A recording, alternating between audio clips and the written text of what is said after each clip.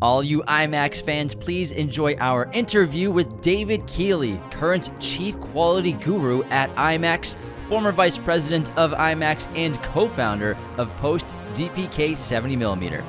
Since the 1970s, David has been essential to building the technology and brand of IMAX and has helped bring the format to many of your favorite films, working closely with directors like Christopher Nolan.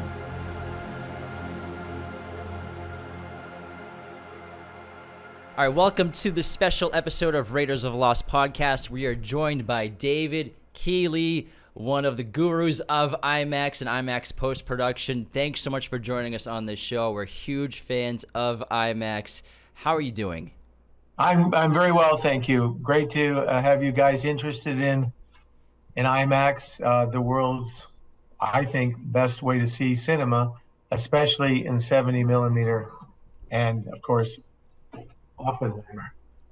And Oppenheimer looked amazing. Now, we've actually been fans of IMAX since we were teenagers. I remember Jordan's Furniture in Natick, Massachusetts, they had an IMAX theater, and we saw 300 there. We saw Spider-Man 3 there. We saw The Dark Knight there. So the early days of IMAX, we've always been a fan of it. And I think because we're such cinema lovers, we recognize the difference when you watch something like The Dark Knight with that IMAX film. And just that first shot of pushing it on the building, I felt that. And that's something that only IMAX can do with the immersion of being in a theatrical projection of that. Yes, I've been to that theater, Jordan's, a number of times. And yes, that first shot in The Dark Knight, pushing in on the building, I've been in audiences where it's just a building shot, but you can just hear the audience go, you can hear the air kind of get sucked out of the room. If you're not experienced in IMAX, because a lot of people, we've been around for over 50 years, for the first 30 years in just documentaries, but the first real feature of that a big name director had done was The Dark Knight, and that building certainly took the breath away of a lot of audience members. Yeah, it was a regular for us. Now, can you explain just your background, your involvement with IMAX over the last several decades and up to the present day for our listeners?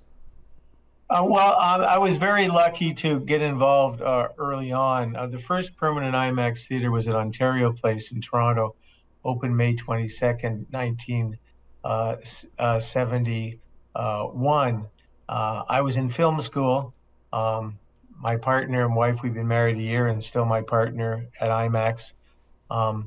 We went to see this new movie system called IMAX, and within the first minute, because the first shot in the movie is really iconic, I elbowed her and said, I got to figure out how to get involved. And I was lucky enough to get hired by that entity, Ontario Place, when I graduated the next year, to be assistant director on the third IMAX movie that was ever made.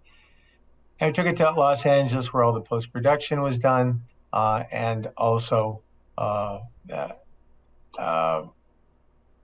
kind of learned about the intricacies of the laboratory work, because that's all where the laboratory work was done. And Patricia and I built a business which we sold to IMAX in 1988. And to date, we've worked on, over the last 51 years, over 500 films, many documentaries and many features, going back to the actual first feature, Hollywood feature done was Fantasia 2000 with Roy Disney in 2000, of course.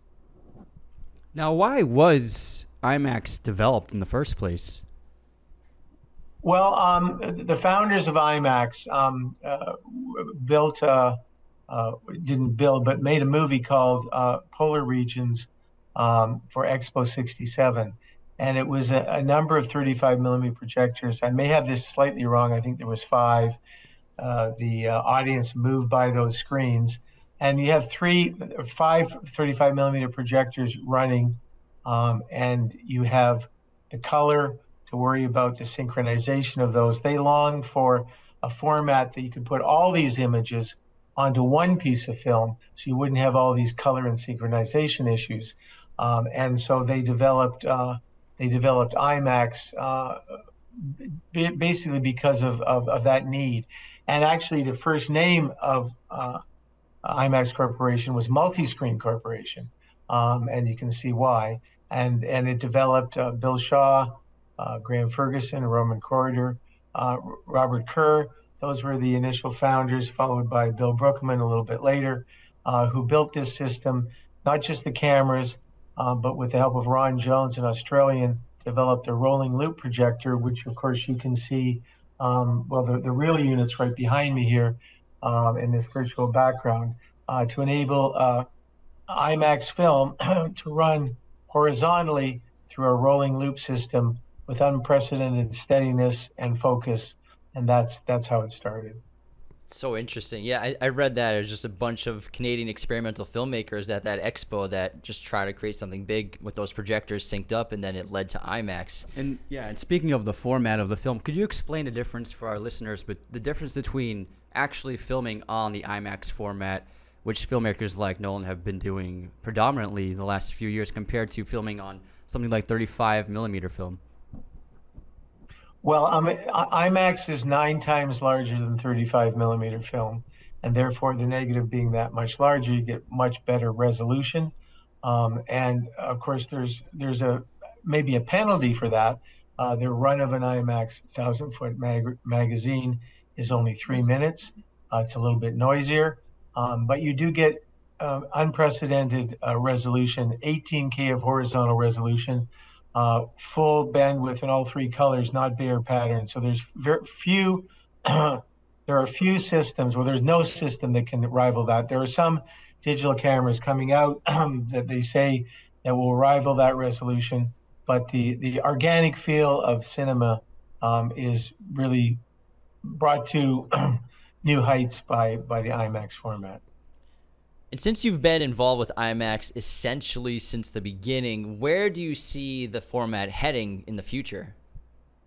Well, we've always wanted ourselves to be at the top of the chain, and I think we've done that pretty well. We're investigating new ways of projecting, light steering, LED screens, but those are digital. And I think what's proven over the last 3 weeks is people are longing for that organic look, and we have 30 sites showing in film, which is really important to our fans.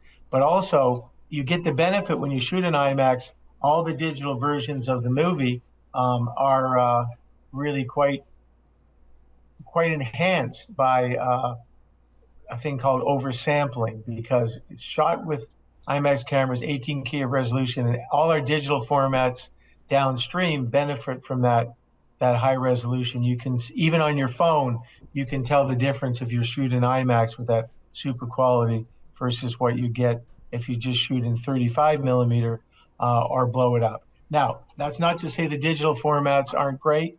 The Ariel F is excellent. You'll see some great results. Denis Villeneuve with Dune 2 and even Dune 1. Amazing quality in that format also. So this is a special organic look that Chris loves when you shoot it on film and you project on film. Yeah, there's just a different feeling about it, and that's why I think Nolan's been so important to not just the preservation, but encouraging other filmmakers to continue shooting on film, and especially the highest format possible. And then J.J. Abrams has used it. Jordan Peele's used, I think, the digital system and the film system. And then Cary Joji Fukunaga used it on the Bond film. And I just watched No Time to Die, and it was so gorgeous. And there's just something about the feeling of film, and especially the large format. Because you even compare it to film photography, 35 millimeter film photography is so much different from using the large format film photography, and the audience, I think, is receptive to that. And Oppenheimer is a great example of how many 30 to 40 minutes were shot on IMAX film, maybe more. I don't know the exact amount, but certainly every reel of IMAX film has IMAX in it. And there's 53 reels making up this 3-hour movie, so it's well spaced. And of course, Chris is a master at using this format to immerse you even more in the big wide open spaces that you feel like you're there. You feel like you're in the Senate chambers. You feel like you're at the Trinity site, and also you feel like you're in the room with those massive close-ups. I think he and Hoyte did some pretty cool experiments about how close can you really go to a face in IMAX, and I think they hit new close-up marks on this movie, and you can see you can see the pores in Killian's face for sure. Yeah, I was so immersed watching it. We saw it both in 70 millimeter IMAX projection, and then also we saw it just in 70 millimeter widescreen format. And obviously, the IMAX is incomparable. It was so intimate. I never felt so involved in scenes before. And you're right; those close-ups were sensational, and I never seen anything like it before. And I think the audience definitely felt that the entire time. And I think it's just really special, and to see filmmakers really like Nolan start to the last several years pursue it as telling their stories. And we were first exposed to IMAX at the Museum of Science in Boston, I believe, when they used to have like those documentaries about wildlife and animals and space documentaries. And I never would have thought that it would be used in theatrical film releases. And it seemed like a no-brainer that someone was going to realize the potential there. And I'm so happy that we have a filmmaker like Christopher Nolan and others who saw that potential and really pushed the boundaries. Well, it's interesting you say you're at the Museum of Boston. I've been there many times. But Chris actually, in his teenage years, was living in Chicago, and he went to the Museum of Science and Industry in Chicago and saw movies like The Dream Is Alive, Titanic, Everest, and he was amazed by the quality on the dome, and he kind of longed for the ability to do that in feature films. So how it started with Chris was we did a DMR version, which is our enhancement techniques for Batman Begins, and I think that was 2006 or something. And we did it in 4K. We did a film out shot by Wally Pfister in 239:1, and I met Chris and obviously very impressed with him. I liked the movie, and I said, I think I could do a little bit better. I think I could do some of this in 6K. Some of my colleagues said, like, why bother? But, I wanted to bother. And Chris said, cool. And so we did 3 minutes. It's the beginning of the movie where there's I think the purple or the blue flower or whatever. Christian Bale picks it up or whatever. And we did 3 minutes in 6K. And, Chris is a detail guy, and so am I. And, I could see the difference. He could see the difference. Some people really couldn't, but he said, these guys really mean business. They want to do things just a little bit better. So a lot of people don't know this, but in the Prestige, when the guy gets his, I can't remember who, fingers get cut off. That was actually shot in IMAX. It never was released in IMAX, but this was Chris proving to himself and others that you could shoot in IMAX, because obviously we didn't have a lot of theaters then. We do now. But could you take the things generated on the IMAX format and make various versions in 35, maybe in 70 millimeter, and duplicate it so that you could use it in other ways? So we proved that that would work, and those shots, were duplicated and put into the movie in the regular format, which I think it was 185. I can't be sure. Maybe it was 239. So he got the information from the IMAX. He optically extracted it to other formats. And so then we started on what is probably our biggest amount of testing in our history. For 3 or 4 months, we shot a couple of 100,000 feet of IMAX film in day and night, traveling, studio shooting, exterior shooting, to prove we could do a feature film, and thus came The Dark Knight. So we've had a long history. So if we count those two movies and Oppenheimer, this is our 9th film we've worked on with Chris.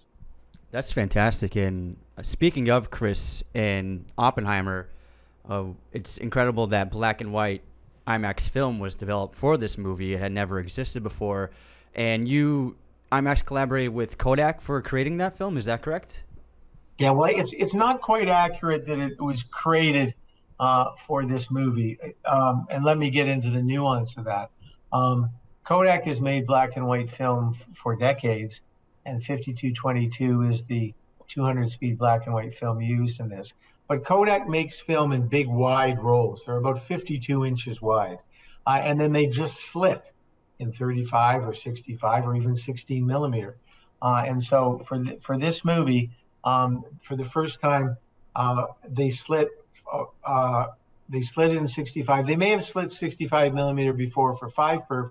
They slit it for IMAX, which is the same film, but it's the first time black and white original negative been run in an IMAX camera.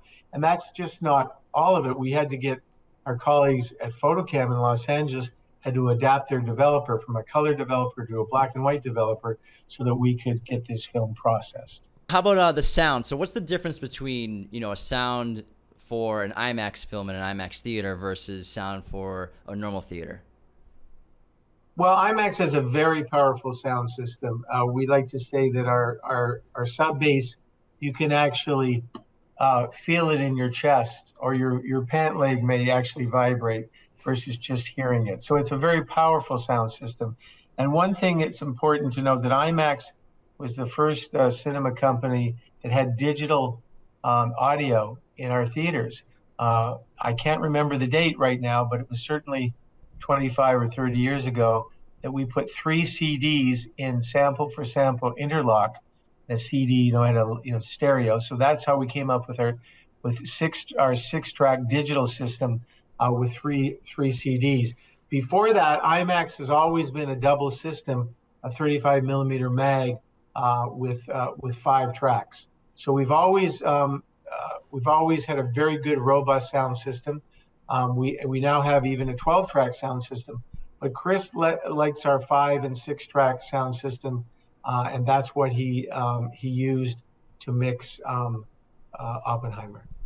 And I believe IMAX screens are also slightly curved. And could you explain the reason for that?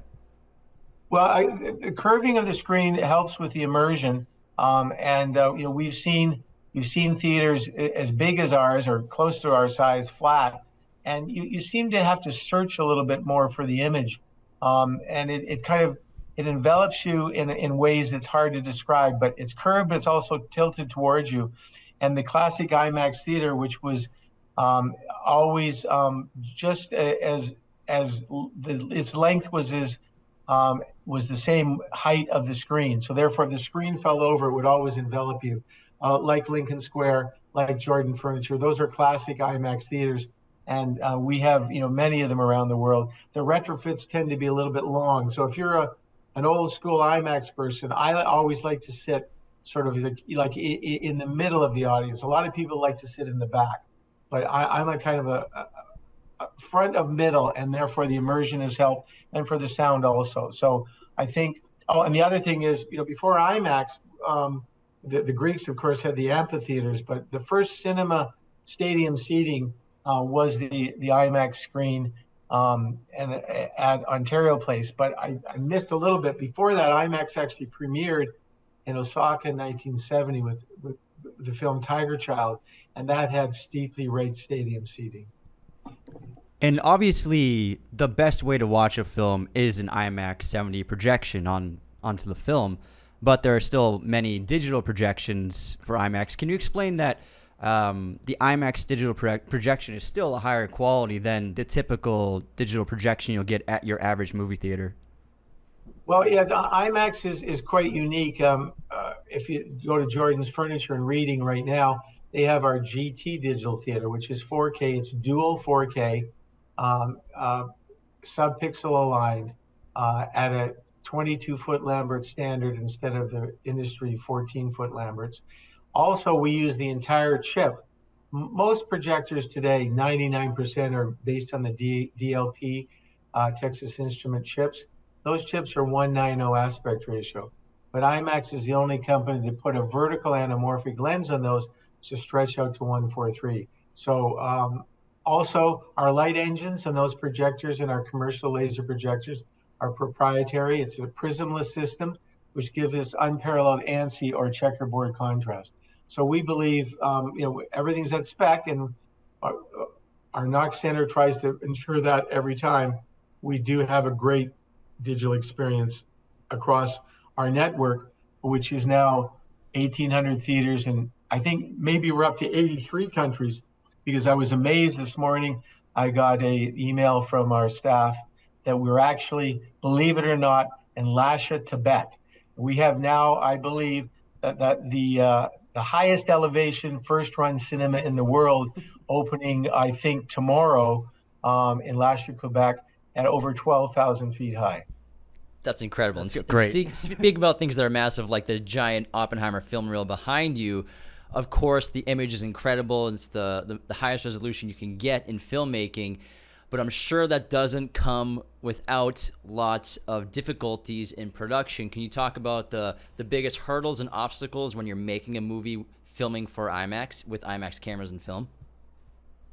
Well, if you can see the platter behind me, it's 600 pounds, 53 reels, and 11 and a half miles long. So that's, when you get finished, that's a formidable thing just to ship. Um, uh, in shooting the movie, the cameras only have a 3-minute load, and that is a task. The cameras are a bit noisy, so Chris has found ways to hide that noise in mix and uh, and how he shoots things. Um, the the dailies of the movies, Chris loves to see his films in analog, so we actually make 35 millimeter print downs, and I'm lucky enough to watch every daily off the set and also report to the crews. And that takes a little bit of extra time, where you could do a telecine and send it to them, quite quickly over the internet. Chris does not want that. He wants the physical 35 millimeter reduction sent to him, and that's how he and the crew view it. Eventually, of course, there's a digital version made of that to put in the Avid so they can do cutting. But the first viewing of the movie is in analog, and then halfway through the filming, we usually make 70 millimeter dailies and take it and show the crew, because it's hard to explain the quality of IMAX if you only if you look at dailies in 35 millimeter, they look pretty good. But when you see it on a big screen like Jordan's, which I think is 90 feet, or Lincoln Square, or the BFI in London, or Melbourne, Australia, you get a real sense of immense immersion. And just like you said, when you first see IMAX, there's a literally gasp, and the air gets sucked out of the room from people going, "Wow, I've never quite seen anything like that." That's a great point, because I think that people are sometimes too quick to embrace the advancement of technology, and they might think digital is better, whereas IMAX and Nolan are pursuing, film, and showcasing that film still is the number one format in terms of quality, in terms of the coloring, in terms of what you're looking at in the image. And so I think the embracement of IMAX is so important, because going forward, it's going to be important to get people to feel the spectacle, to want to go to the cinema, to want to see something they've never seen before. And IMAX seems to be the best way for audiences to be completely transformed and immersed into a film. And so you think, going forward, how important it is to embrace this incredibly high quality format for the future of moviegoing? Well, I think it's important, but let's remember, this is a business, and you have to weigh the pros and cons of the film print, which is significantly expensive, but it's an asset because of the rolling loop. It lasts for 2,000 passes, where 35 millimeter lasts for 200. So it is an asset, but you have to have specially trained projectionists. But as I said before, because the IMAX camera is so good in capturing with such dynamic range, with such color fidelity, with such nuance in the color, that everything downstream of that improves because of the capture. It's called oversampling. So our digital systems are very good, some of the best in the world. And so we have to keep everybody happy. Not everybody has a huge screen. Not everybody has an IMAX film projector. And we have to be cognizant of the fact of, can Kodak make enough film? Can the laboratory process enough film? It takes literally to make a digital copy of one of these movies, will just, let's say, it takes 3 hours, and depending duplication, it probably takes less than that. But to make a motion picture print of Oppenheimer takes 4 days. And so there's those factors to keep in mind. And, and I was a kid growing up in Toronto, you could go to the local theater and see 35 millimeter, but those times, like Ben-Hur was coming out and Lawrence of Arabia and stuff, but there was a couple places downtown where there's 70 millimeter. Well, if you're really aficionado, really like film, you'd go to those places. So this is for the people who really want the very, very best.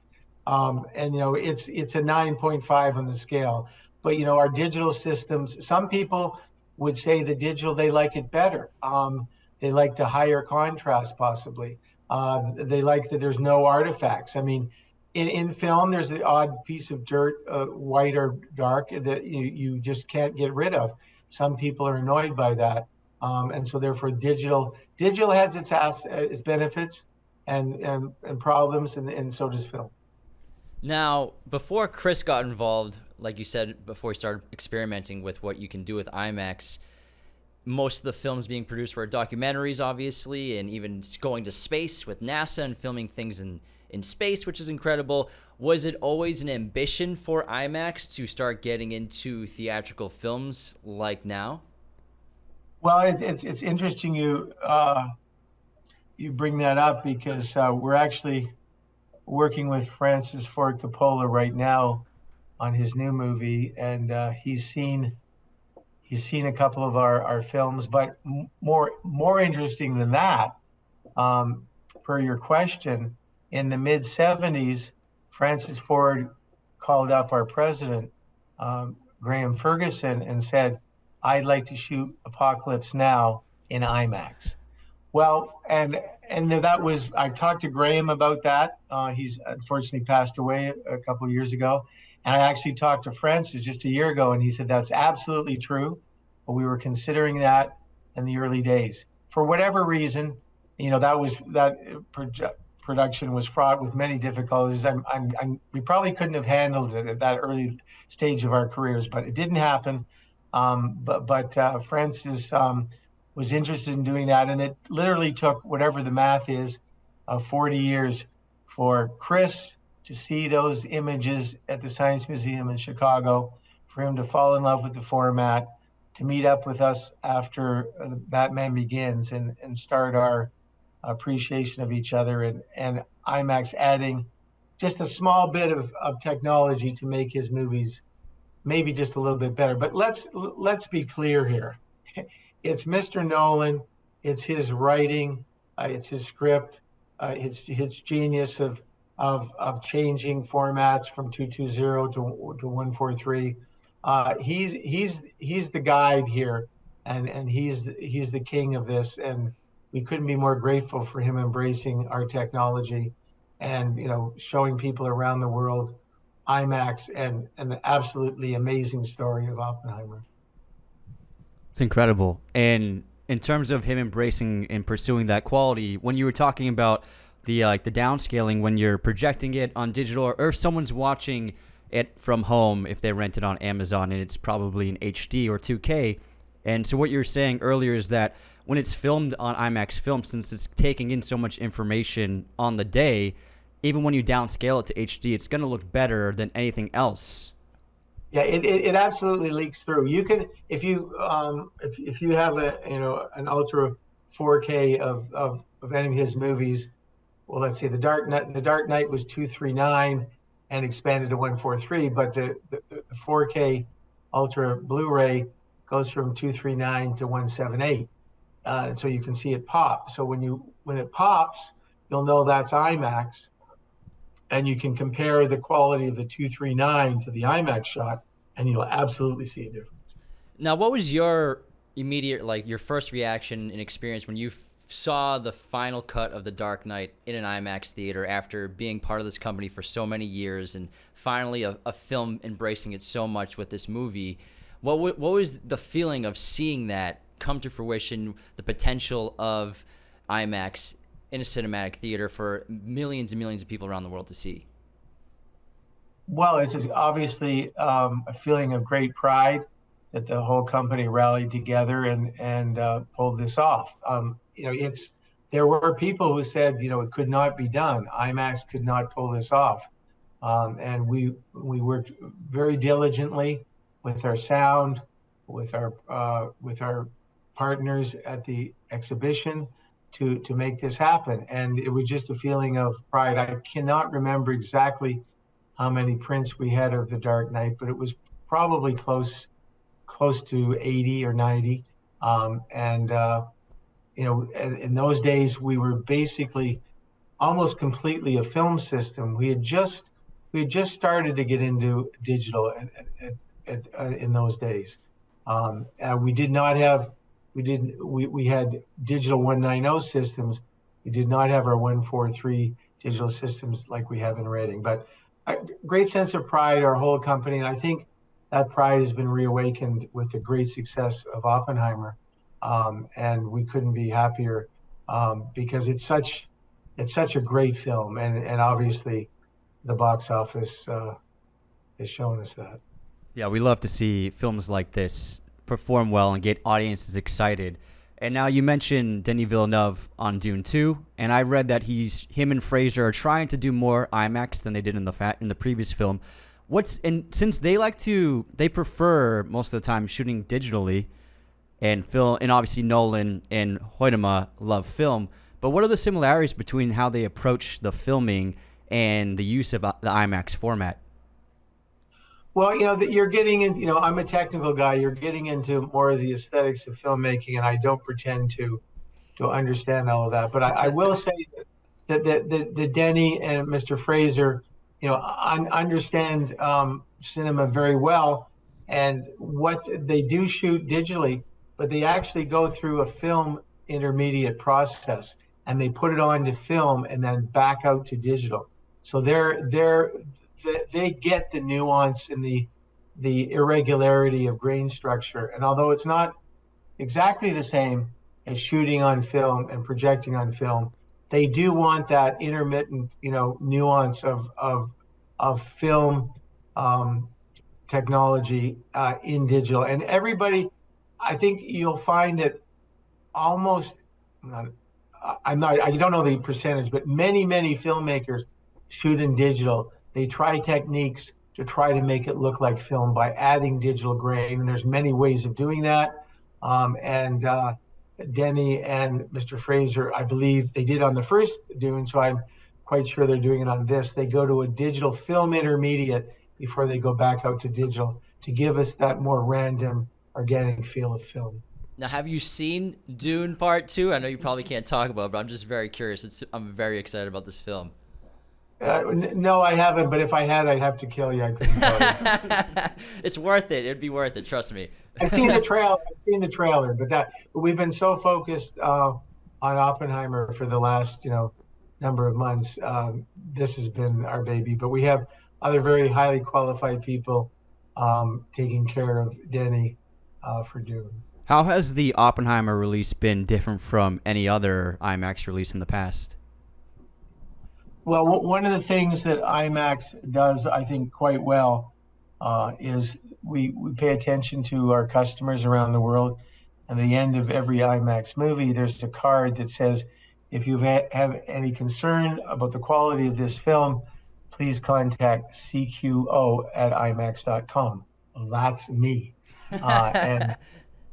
So over the last 3 weeks, I have been contacted by many customers, and they're very appreciative of the 70 million work. And I've had more positive comments about quality on this movie than I have in a long time. Literally hundreds of emails, and we respond. One of our secrets to our success, I think, is responding to customer concerns or congratulations in a timely manner. So when do people go to the movies? Friday, Saturday, and Sunday. So that's what I do on the weekends, is I respond to these people. And they may complain about the popcorn. They may complain about the lights being left on too long. They may complain about their neighbors, but they all want to be heard. And I think we're very good at responding to people. And no matter what their issue is, if they get a meaningful, not a boilerplate, but a meaningful response, they know that IMAX, our whole team around the world, cares about that presentation. Yeah, we started our show, our movie podcast, in June 2020 during the lockdown, and we actually drove to San Diego to see Tenet because it wasn't playing anywhere in Los Angeles. And I feel like Oppenheimer's been so important to remind everybody the power of IMAX. Obviously, we got that with Dune in 2021, but I think Oppenheimer is a really special film for audiences to remember how important in the cinematic event of seeing a film like this on film projection. Now, in your entire career, where does it rank in terms of films you're most proud of, and what is the film you're most proud of working on? My partner, Patricia Keighley, always tells me not to overhype these things. And of course, that's important because, you've been to many times, talk to friends. Oh, you got to go see this movie. It's really fantastic. And then you build it up in your mind and you go and say, that's not so good. That's not going to happen in this movie. We've worked on over 500 films. This is definitely in my top 5.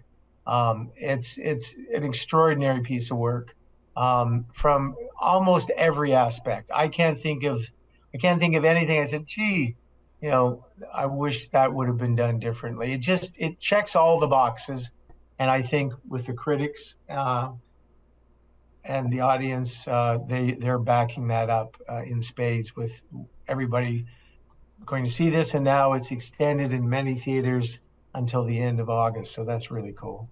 It seems like it's never going to leave IMAX. I love it. Can't get tickets again. I've only been able to see it twice. Yeah, we want to go to the TCL theater in Hollywood because it's a beautiful screen and huge theater. So we want to try to go there at the end of August and see IMAX again. And Universal City Walk, we saw it there, which is such an incredible IMAX theater as well. So we're huge fans of IMAX. We always have been. We've been telling our fans every week about it to the point where they're annoyed about us. It's a joke now. Always talking about IMAX because we've always loved the format since we were kids.